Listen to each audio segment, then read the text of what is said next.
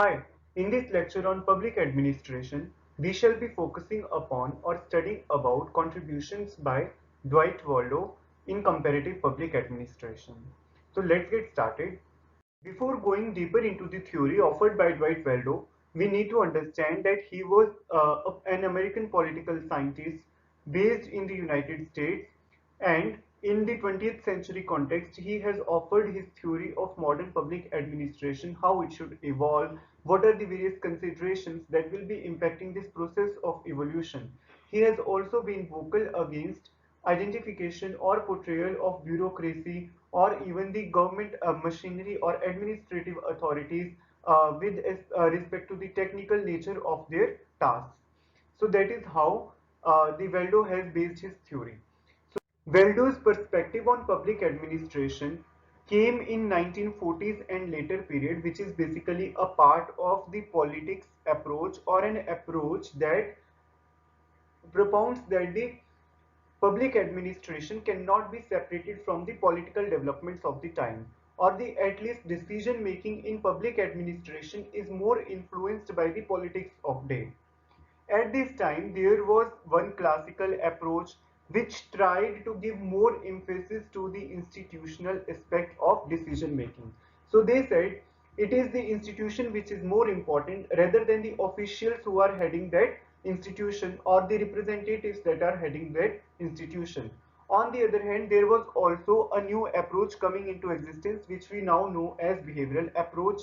The behavioral approach tried to focus more on data or scientific methods for decision making or even reaching any conclusion in the public administration field, just as it did in other fields as well at that time.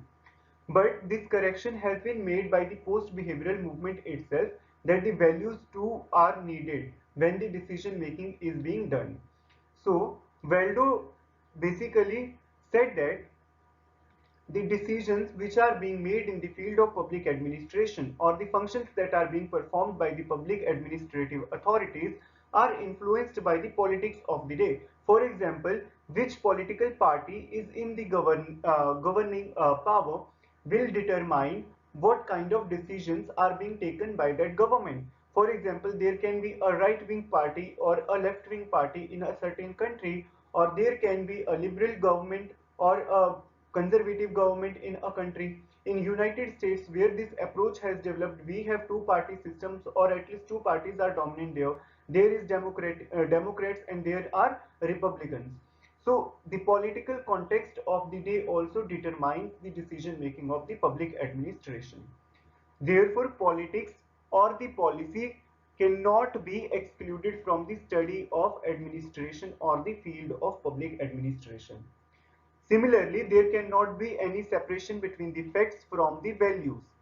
Values are just as much important as are the facts.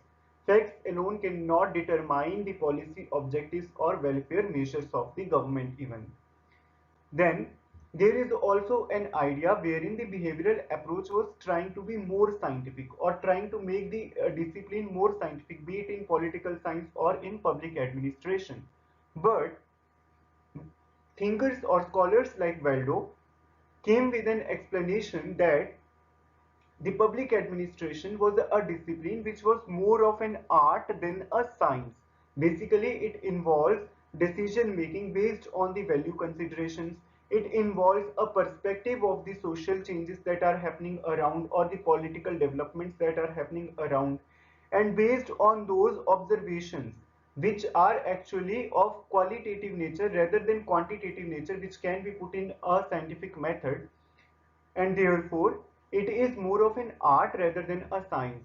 And if at all there has to be a scientific method, it cannot be without considerations of the values or the judgments that are being made by the public administrative officials or anyone who is concerned with the comparative public administration, be it the researchers who are conducting their research in the field, be it the scholars who are theorizing, or be it the public officials themselves who have to make that decision.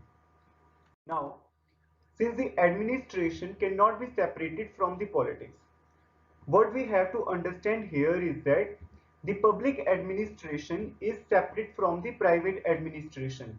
When a business organization is being run, it has different kind of considerations. It will be guided by profit motive.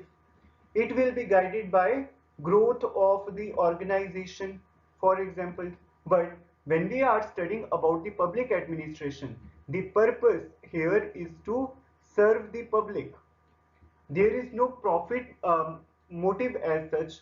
There is more significance or more importance being given to the welfare measure of the public. So there is a different kind of consideration in the public administration naturally. And these considerations will change with respect to the public administrators who are in power. So there has to be a consideration of the political environment therefore. And thus, the objective of the public administration or the administrators themselves should be to keep policy as well as political matters in consideration so that a better cooperation can be delivered in the society or public and political and administrative domains of the society. There can be new or innovative ways to utilize or increase the creative potential or contribution of the officials who are at the helm of power. So that is how Waldo has argued that the public administration should be functioning. Then he has advanced four central ideas. The first is about the intrinsic tension which exists between the democracy and the bureaucracy. Since bureaucracy symbolizes authority of public officials, whereas democracy symbolizes authority of the citizens. So there is a conflict or tension which is being observed in that notion. But then bureaucracy is very important for implementation of the government decisions or basic